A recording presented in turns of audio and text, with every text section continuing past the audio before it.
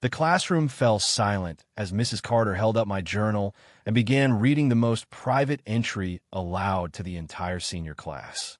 In that moment, my secret love for another boy was no longer mine alone, and the full scholarship letter waiting in my backpack would soon make the same people who shunned me question everything they thought they knew. My heart slammed against my ribs like it wanted out. I sat frozen at my desk in the back row of Oak Ridge High's senior English class, the same room where I had spent 4 years blending in. Mrs. Carter's voice cracked on the words I'd scribbled late one night after practice. I keep thinking about him in the locker room, the way his laugh fills the space, and I wonder if he could ever see me the same way. Gasps rippled through the room. Someone behind me muttered, "No way," while Jessica Harlan covered her mouth and stared like I had grown horns. The journal trembled in the teacher's hands. She stopped reading, but the damage was done. "Ryan, this is private," she stammered, closing the notebook, but it was too late. The whispers started immediately. "He's gay. Gross. Stay away from him in the showers." I grabbed my backpack and bolted for the door, the sound of chairs scraping and laughter chasing me down the hallway. By lunch, the entire senior class had formed an invisible wall.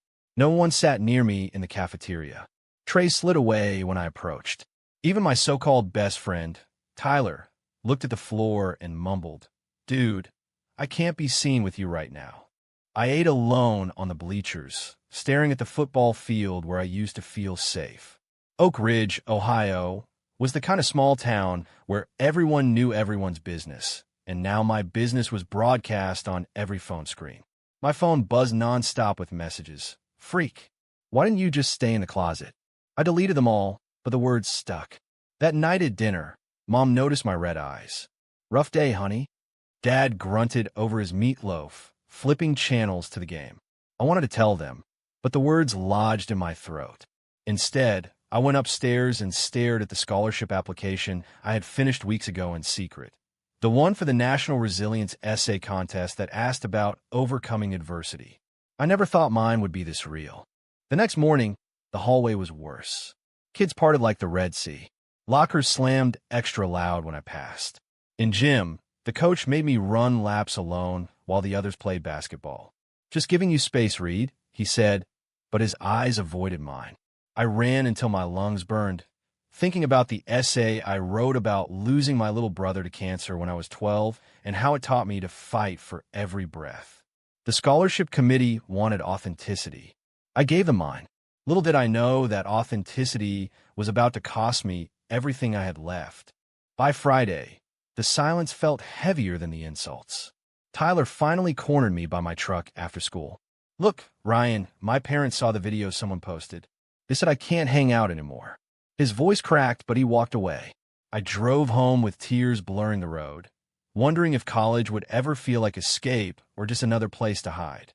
The envelope from the foundation sat on my desk, unopened because I was too scared to hope. That weekend, Mom found me crying in the garage. "Whatever it is, we'll face it together," she whispered, pulling me into a hug. Dad stayed in the living room, remote in hand, pretending not to hear. I opened the letter alone that night under my desk lamp. Full ride to NYU. For years, tuition, room, board, everything. My hand shook. For one brief second, the pain lifted. Then I remembered the hallway, the whispers, the way Tyler wouldn't meet my eyes. Monday would be the announcement assembly. The whole school would hear, and nothing would ever be the same.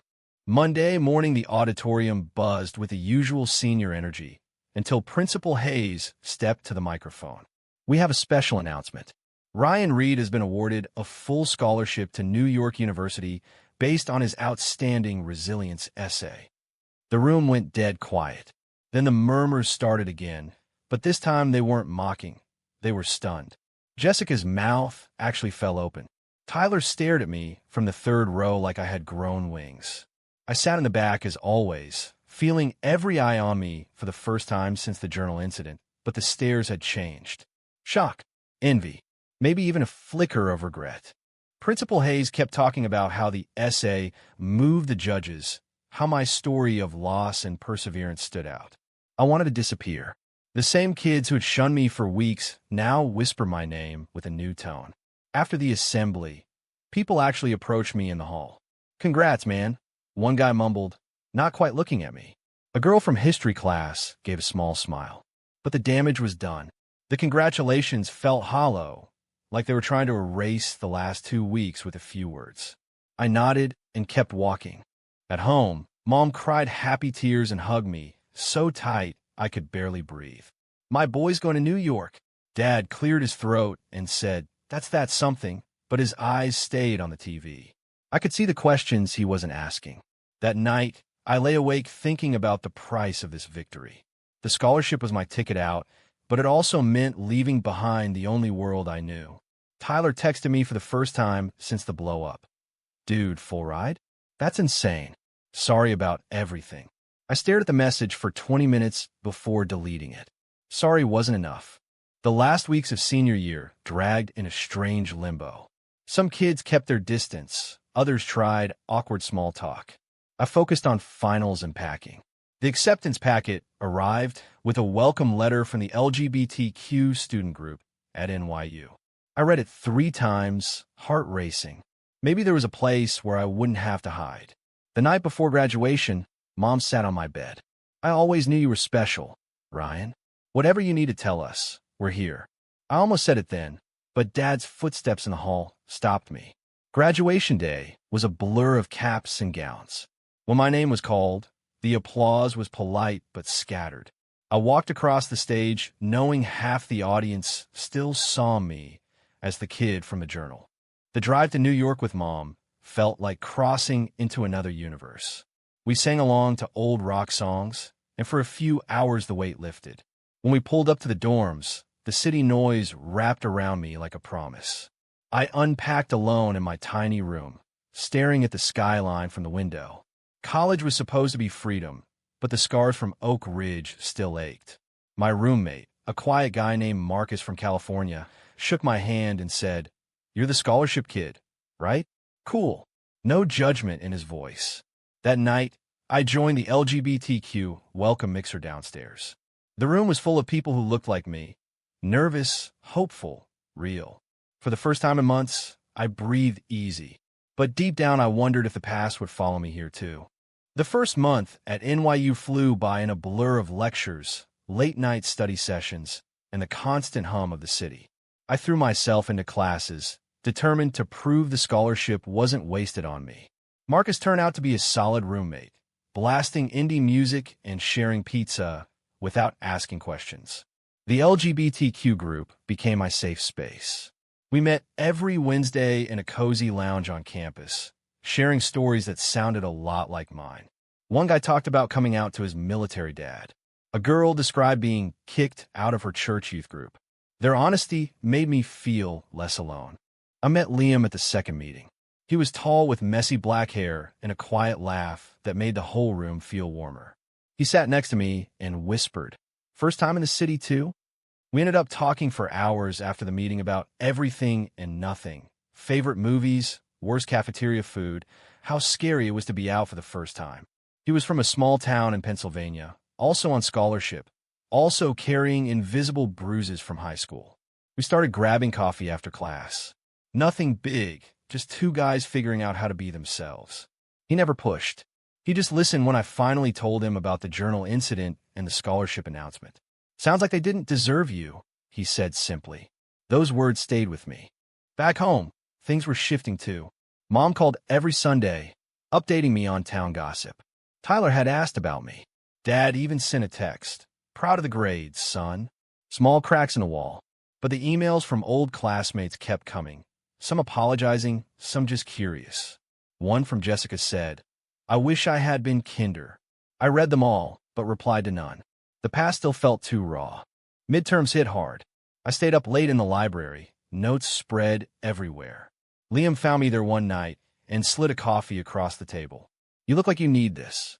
We studied together until the place closed. Walking back to the dorms under streetlights, he asked, "Ever think about going home for Thanksgiving?" I shook my head. "Not ready." He nodded like he understood perfectly. That weekend we wandered Central Park, leaves crunching under our boots. He told me about the guy back home who had outed him in 10th grade. "I thought the world ended," he said. "Turns out it was just the beginning." His hand brushed mine for a second, and neither of us pulled away. The first snow fell early that year.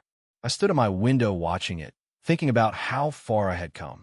The scholarship had given me distance, but Liam was giving me something deeper, permission to hope. Yet doubt lingered. What if New York was just another place to get hurt? What if I wasn't ready for whatever this feeling between us might become? I pushed the thoughts down and focused on the next assignment. Growth, I was learning, wasn't a straight line. It was messy, scary, and sometimes beautiful in ways I never expected. Thanksgiving break arrived faster than I wanted.